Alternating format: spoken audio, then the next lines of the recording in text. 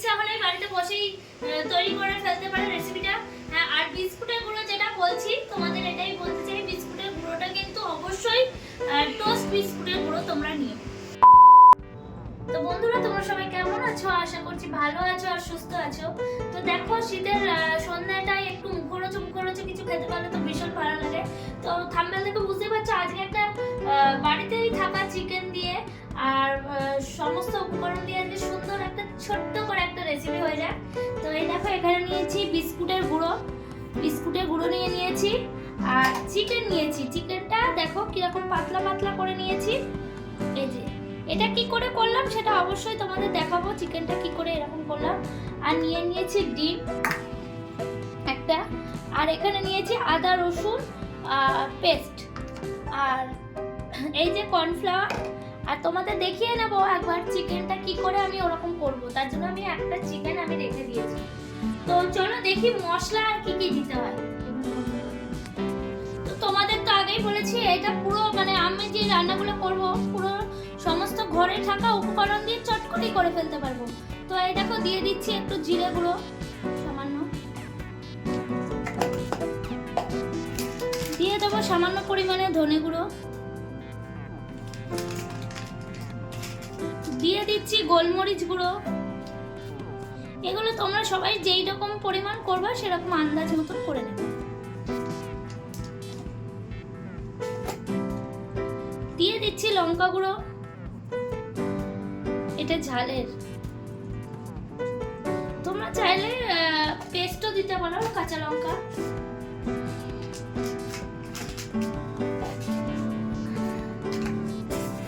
দিয়ে দিচ্ছি লবণ,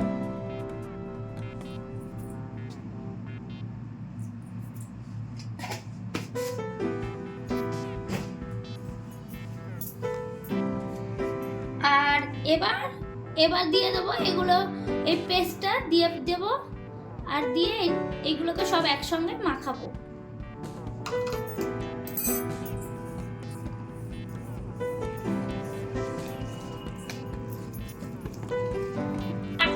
আমরা সকলেই খেতে ভালোবাসি। তো আজকে কিন্তু একটা অন্যরকম রেসিপি হচ্ছে, জানি না এত সহজভাবে তোমরা কোথাও রেসিপিটা দেখেছো কিনা।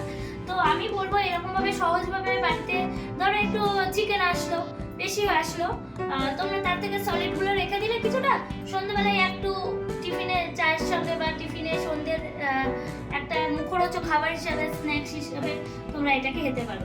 তো কেমন লাগছে রেসিপিগুলো সেগুলো অবশ্যই জানিও, আর কে কে ট্রাই করছো সেটা জানিও। আর আমি অবশ্য করে বলবো এই রেসিপিটা তোমরা একবার হলেও ট্রাই করো, দেখবে রেসিপিটা প্রেমে পড়ে যাবে। তো এই দেখো আমি মাখছি।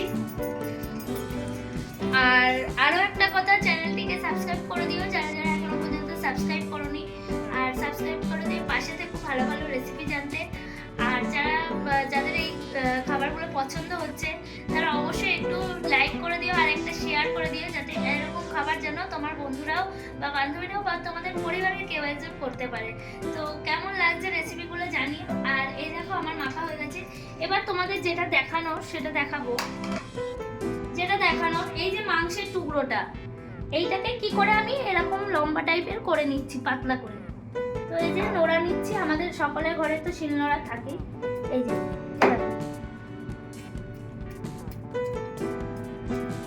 যে এরকম করব, হালকা হালকা করে চাপ মারবো যাতে এটা ছিঁড়ে না যায় কিন্তু লম্বা হয়ে যায়।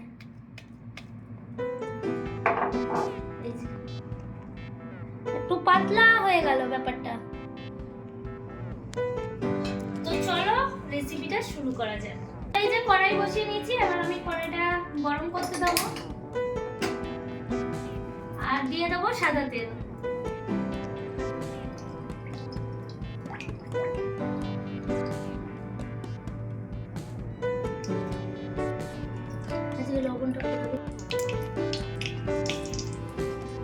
তেলটা গরম হতে থাকুক, তোমাদের একটা তার মধ্যে একটা কিছু করতে হবে, দেখাচ্ছি কি করতে হবে।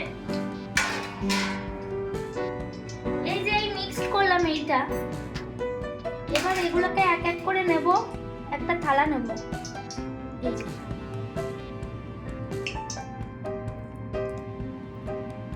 যে এগুলোকে মাখিয়ে মাখিয়ে রাখবো এরকম করে।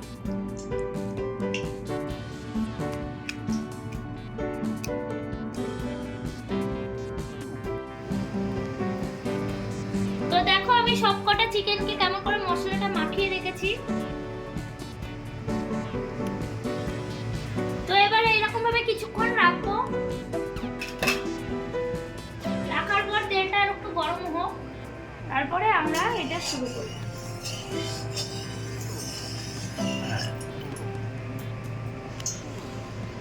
এবার আমি আরেকটা জিনিস করে নিয়েছি, টিস্যু পেপার নিয়ে নিয়েছি আর একটা থালার উপর টিস্যু পেপারগুলো নিয়ে নিয়েছি, কারণ হচ্ছে এগুলো ভাজার পর আমরা এইটার উপর রাখবো জিনিসটাকে। তো চলো দেখা যাক, তেলটা আরেকটু দেরি আছে গরম হতে।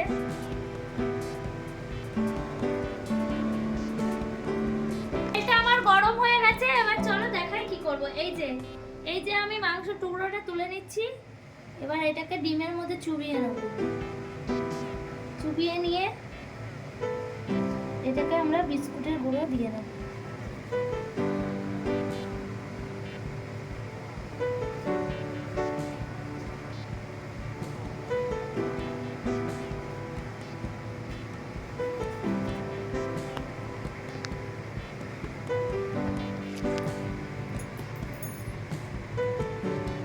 দিয়ে এবার এটাকে তেলে ছেড়ে দেব।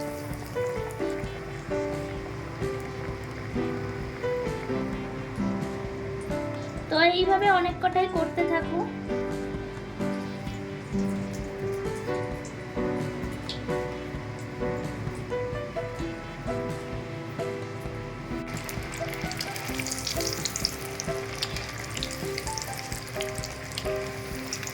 তো এই দেখো আস্তে করে এপিট ওপিট করে উল্টাতে থাকবো।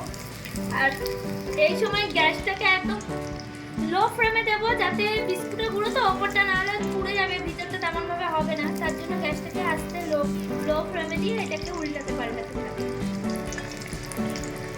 আর লাল হয়ে গেছে ভাজাটা।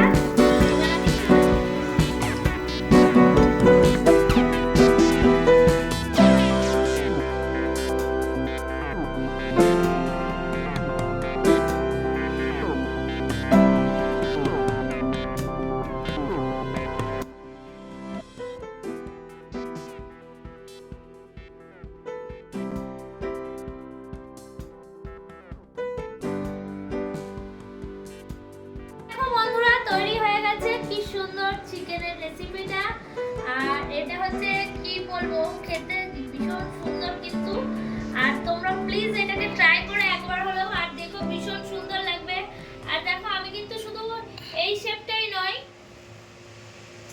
আমি দেখো গোল শেপেও করে নিয়েছি কিন্তু এরকম।